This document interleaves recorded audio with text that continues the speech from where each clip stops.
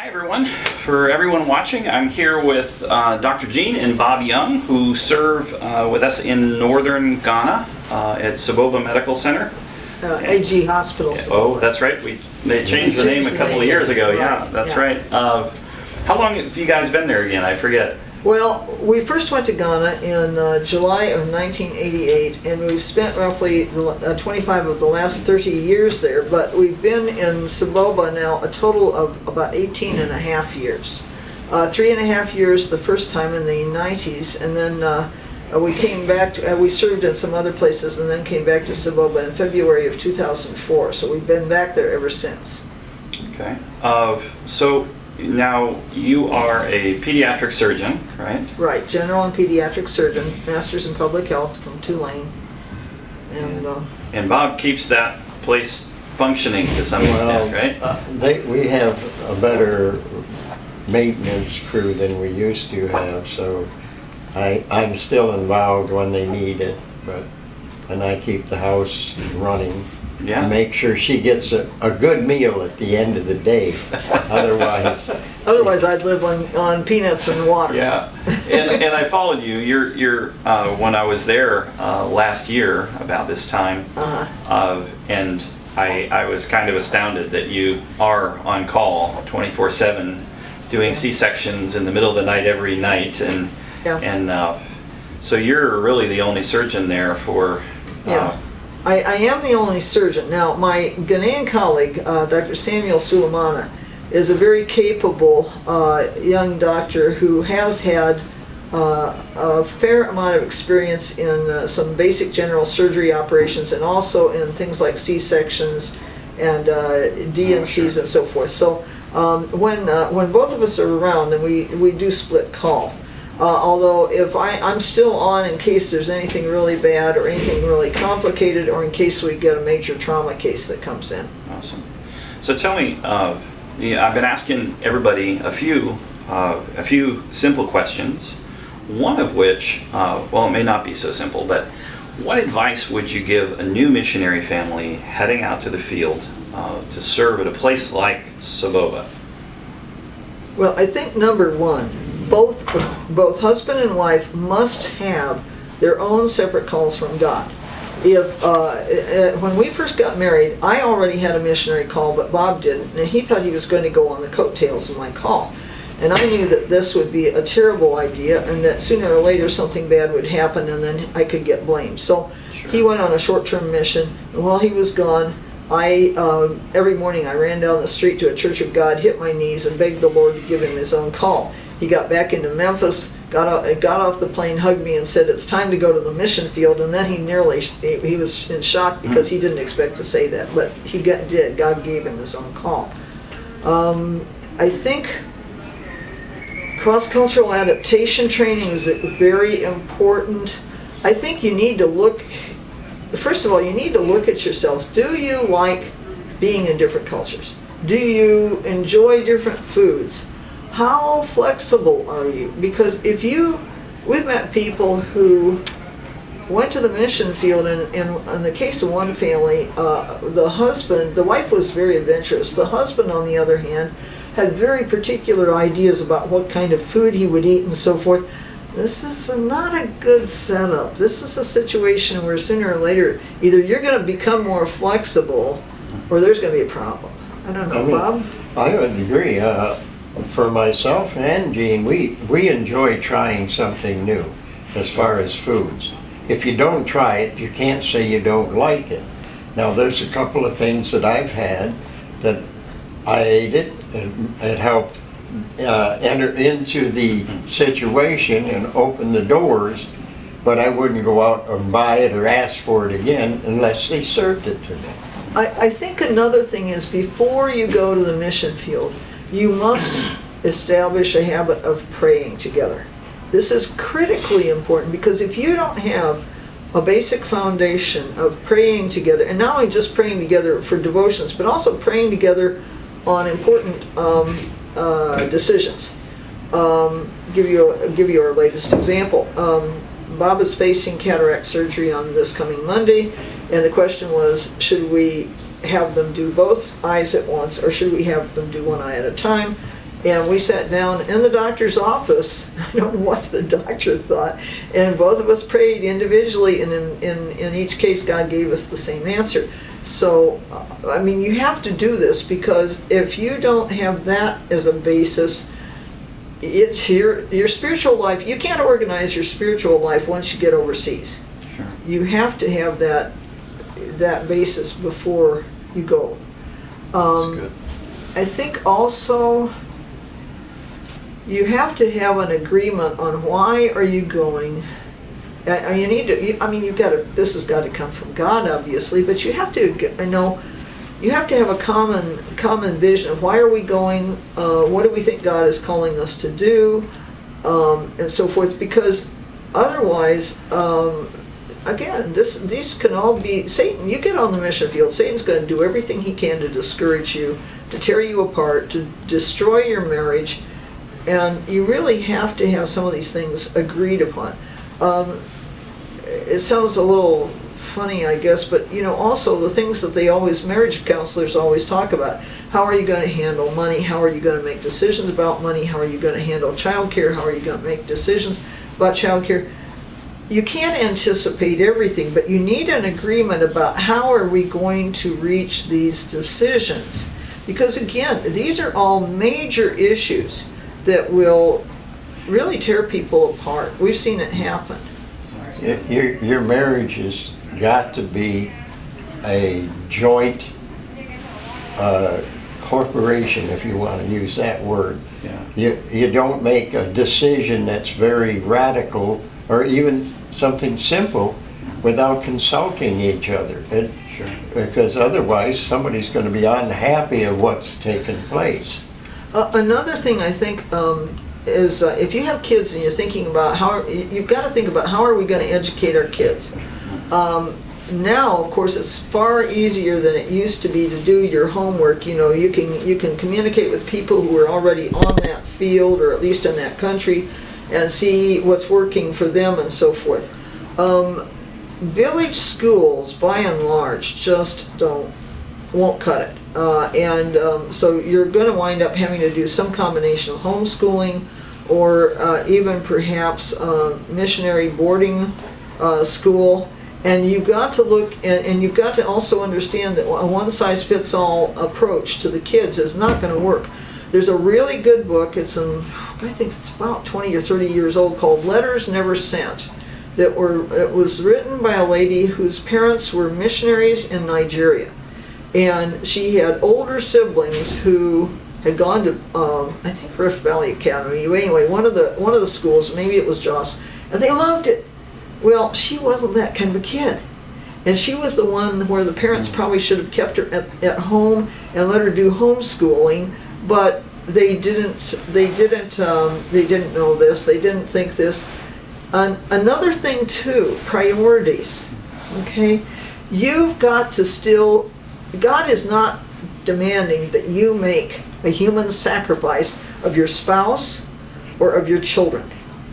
And in the old days, there were mission groups that actually demanded that if you don't send your kid to boarding school, then you're just a missionary wimp and you're a failure and you've got to do this and this is our policy all the time. And unfortunately, because of that, there are a number of third culture kids who have since grown up with and who now hated the gospel just because they feel like they were made sacrifices.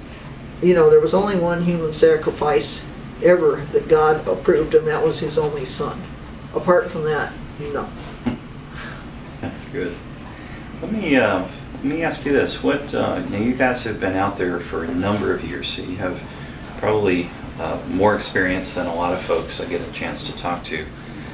What have been your greatest blessings on the mission field? The people. Yeah.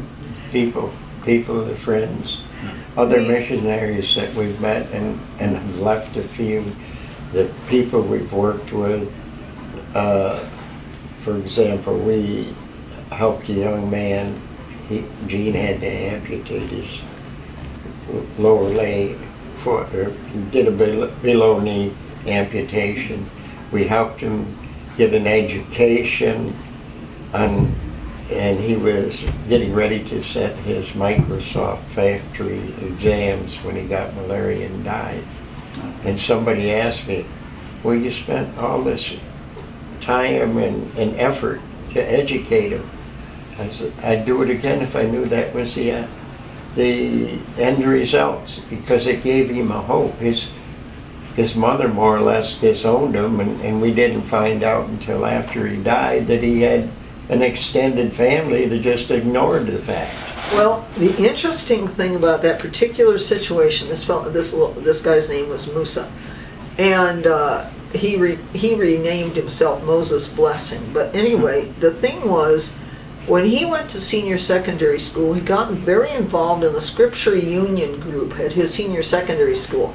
I can't say he made really good grades, and this was bad. He was a bright guy. But he was also helping with a Sunday school class, and when he died and they had the funeral, they had, I don't know, what was it, 200 young people? I mean, a large He touched number a lot of lives. of young people whose lives he had touched, okay, and who filled the church, a large church, at the funeral. So, but you know, there's so many people that we've worked with who are our close personal friends, pastors, people we've helped through school. I mean, and you know, they're really as close as family, honestly.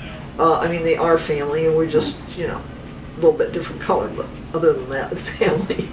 So I think that would be the biggest blessings. I don't know what else. I mean, to me, it always comes back to the people. And just being in the country and seeing the various areas, the different cultures mixed, even in Saboba, the different cultures of the different tribal groups that are living in Saboba.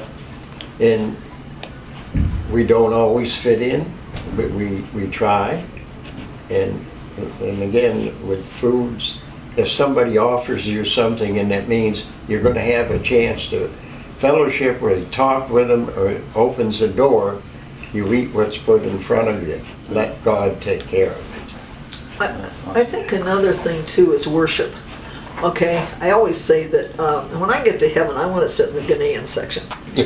Because Ghanaians do not sit there primly. We dance. They dance. What to me, the most fun is if the electricity goes off, so they can't use the keyboards and they can't use the horrible loudspeakers. And then the old people bring out their traditional drums and stuff, and then they start singing the songs that they learned when they first became Christians. And these In songs, their heart language. in the heart language, and these songs are wonderful. There's a song in the Gunja language that says that we used to worship trees and rocks, and now we worship the one true rock, Ebenezer. It's a great song. Anyway, and there are a lot of songs like that, and good stuff. Good stuff. Well, you know, one of the things I noticed when I got to spend some time with you guys there at Saboba was you had a great respect for protocol, for you know, you obviously demonstrate and really have great respect for the tribal chief and the tribal hierarchy and system there. How important is that? Can you speak to that a little bit? This is very important, and honestly, we learned this the hard way. All right, now the one thing that helped us was when we first went to Ghana, and we worked in Kumasi, which is more in the southern part of Ghana. One of the people who was teaching us the Tree language eventually became a chief in a small village. So he taught us the protocol for the Ashanti. If you were greeting an Ashanti chief, and it's actually a pretty rigorous protocol. So that helped. But one of the things we had to learn on our own when we got to the north was we had to learn how to relate not only to the local chiefs, but also to the regional director of health services and so forth. Because that particular thing, something happened and somebody didn't introduce us as fully as they should have. And we kind of had to play catch up. It took several months after we first reached Saboba in 1993 before I actually went in and greeted the regional director and so forth. And there are some things that are very important. You know, one of the problems is anymore Americans dress very informally. You know, it's very common in most churches for people to show up in jeans, and not necessarily the newest jeans. Ghanaians tend to dress up, and if you are meeting an important person, you really dress up. You make sure you're wearing leather shoes. You make sure you are wearing a nice dress, or, you know, nice trousers and a nice tunic if you're a lady.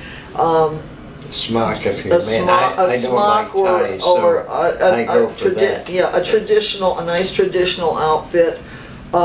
You might, these days it's the protocol's a little looser. You might get by with a new pair of jeans that have been ironed, but you should have a decent shirt. You don't want to have a little old t-shirt with somebody's slogan and something on it. And I mean, it's just a sign of respect. And the problem is, if you're going to enter any culture, how can you enter the culture if you start by demonstrating disrespect for the culture? It's tough. It's tough. There are other things that have to go along with that. For example, in Ghana, you have to get, if you're a doctor, you need to get a temporary medical license. And unfortunately, the way they've handled the medical licenses, it's a little expensive, okay? Because of that, sometimes you have American doctors who say, well, you know, I'm already licensed in someplace else, blah, blah, blah. Well, in America, I've got a Mississippi license. If I go to Texas and I try and start practicing in Texas without getting a Texas license, I'm going to be in prison. This is nonsense. So why do they think that they can come to another country? The same kind of thing is true for nursing. And again, if you think you're going to do ministry, how can you do any kind of ministry when you're starting out by demonstrating a fundamental lack of respect for the authority structures in the country? You know, one of the things that we have to be very careful about, you know, First Samuel, the prophet Samuel talked to Saul about how obedience is better than sacrifice and rebellion is as the sin of witchcraft. And unfortunately, Americans are very rebellious. There's a book called Living Overseas, written by a guy named Ted Ward. It came out in the 1980s, and he makes a good statement. He says, we are the people of 1776. You know, we idolize the Marlboro Man, the Lone Ranger. My gosh, nobody's going to tell us what to do. Well, that may work in the U.S. It does not work in Ghana. Makes us a bull in the China shop sometimes and overseas. It just totally destroys potential relationships. And so you have to be very, very careful about this. And one of the ways that you have to, this is a continual challenge. It's not just a one-time challenge. And even if you've been in a country a long time, you still have to go through and examine your motives and make sure that you're not reacting out of this. You don't get rid of your home culture because you go overseas, and you don't get rid of it even if you spend a long time in another country. It's still gonna, if you're not aware of it, and that's another thing. If you're going to go overseas, you need to look at what culture am I coming out of and what culture am I going into. I can't speak for the rest of Africa, but definitely in Ghana, the culture is one of consensus. People have traditionally lived in compound houses. They've lived very close together. So you have all these social things that you do to help grease social progress. So greetings are very important. Leave takings are important. If you're going to go someplace, you tell somebody, I'm going to the market, or I'm going here and I'll be back in a little bit. I mean, this is what greases the social things. And then you have to be very careful that you will not get one person in a group to stand up and just say, okay, I'm taking control of this group, blah, blah, blah. Even chiefs have their councils of elders, and it's a very poor chief who does not consult the elders and does not at least listen to them, and they may talk for a long time. They generally talk a lot longer than Americans have patience to listen. Even as far as greetings, hi, how are you? And we jump right into the fact. To be really traditional or even social, you take time. How is the family? How and kind of. Yeah, I mean, you start out, all right, so for example, good morning, good morning. How did you sleep? Oh, I slept very well. Fine. How is the family? How are your house people? How is your wife? How are the children? Oh, how is work? Oh, work is fine. You go through this whole thing. It takes about 5 or 10 minutes. Okay, but this is just what people do. Now, you don't have to do it every single time, but a lot of times, and particularly if you're meeting somebody important, you want to make sure that you do a sufficient amount of the greeting that they're going to feel that you have time for them. And that's one of the things, it's one of the things that's good about Africa, but that you have to learn to take time for people and give them time and wait for them to answer, which is in many cases for Americans is very difficult. We just expect this answer right away. And meanwhile, culturally, the person may be waiting for you to ask something else, or maybe they be thinking about it. Anyway. And Even when you go into an office, and it could be any type of office, there's always somebody else. Greet them before, good morning, good afternoon, is the manager in, or whatever, but just don't blow by them. One of the best pieces of advice we got given was given to us by Pastor Wally Kaysen. He and his wife used to be missionaries with South American Mission. He told this story about a fellow missionary. There was a government office, I think it was in Colombia, but anyway, his fellow missionary had been going in this office, and there was a security guy that sat at the door, and most of the time he greeted the security man. Well, this one day he was in a hurry and he was distracted, and he didn't greet the security man, and the next thing he knew, he was up against the wall, and the guy had a gun under his chin, and he said, "When you come in here, you greet me."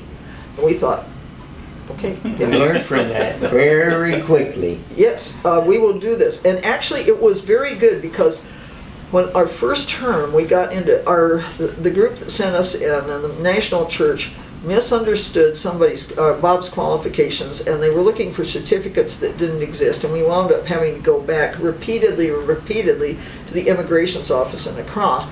And actually greeting the people at the door as we came into the office eventually allowed us to get bumped up, and they actually helped us because we kept doing that, and because we took a bottle of water and a book, and we sat there and we just waited. I got my medical license the first time. They told me, "Oh, the man who's supposed to sign this he's gone to the bank." So, okay, no problem. We sat down. 10 minutes later, I had my medical license. So that's another thing. Being patient pays off big dividends. And as Americans, we sometimes forget that. Yeah. we struggle with that, don't we? Yeah. As a culture, you know. Yeah, and And we have to learn to talk slower when we go back, because most Americans talk too fast for Ghanaians. Well, the other problem too is, Ghana is a former British colony. So the English that is spoken is not American English. So you have to speak more slowly, enunciate more clearly, and if you can trill your R's a little bit, it really does help, because people, otherwise, people just won't hear what you're saying. That's great. That's great advice, guys. Thank you so much for taking the time to share a little bit. We really appreciate it. Okay, well, thank you. We thank you for having us share. I hope that what we've shared would help some young person that's considering missions, that they might learn from our mistakes. Yeah. Yeah, we should add that all this wonderful advice we've been giving did not necessarily come the first time around. They came with social lumps. Yes, that's right. It's entering a new culture is frequently like going across an unfamiliar living room in the dark. You keep stumbling over the footstools, you know? So, That's awesome. Thank you guys for we appreciate it. okay, thank you.